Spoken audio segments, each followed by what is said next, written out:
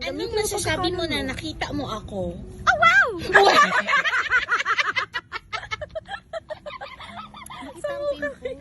Wala pimples. Oh, wow. Uy, kahamis ni mo.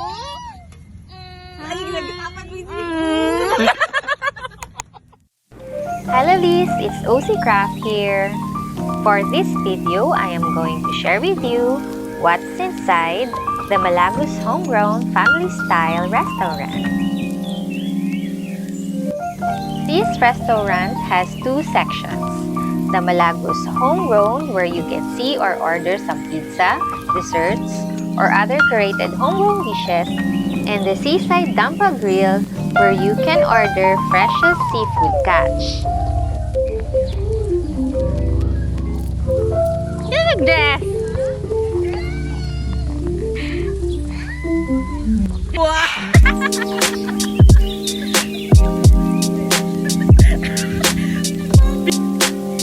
Hi Monique, welcome to Malagos.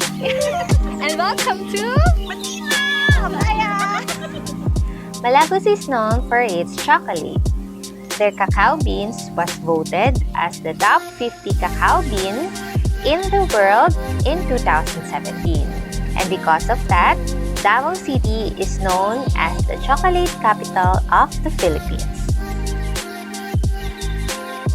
If you are planning to visit Davao City, I suggest you also visit their Malagos Garden Resort, where you can see the Malagos Chocolate Museum.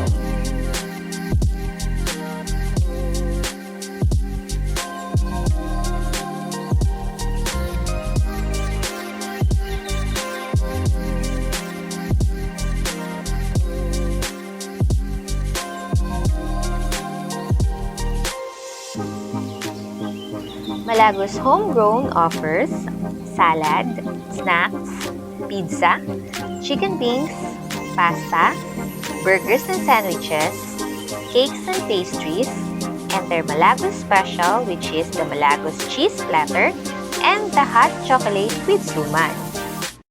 Malagos Homegrown is located at Shanghai Street, Matina, Apalaya, Davao City. Sa likod niya, you can see the Davao Coastal Road. Here are the food we ordered. The garden chicken salad, putanesca, Hawaiian pizza, and my favorite, the oatmeal cookies. Story time! We went there around 2 in the afternoon. Di pa gaano kadami ang tao, so pwede ka pa mag-choose ng table na gusto mo. Since Malagos Homegrown is an al fresco dining, you can bring your kids and pets with you. The area is spacious, so pwede kayo magtakbuhan doon if you like. And while dining, you can chika with your family or friends and laugh as loud as you can.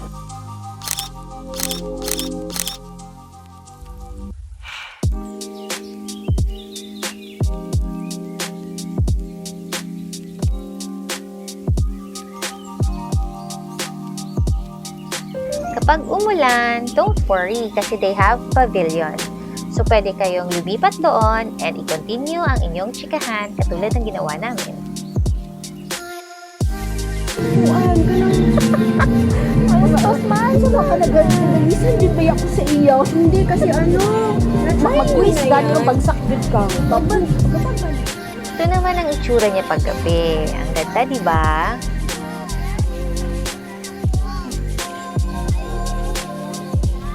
Ganda ng sky.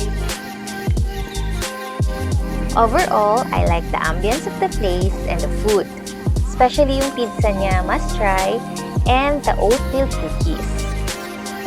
At ang service nila, panalo. There you have it, lovelies. I hope you enjoy watching this video. Until next time, bye!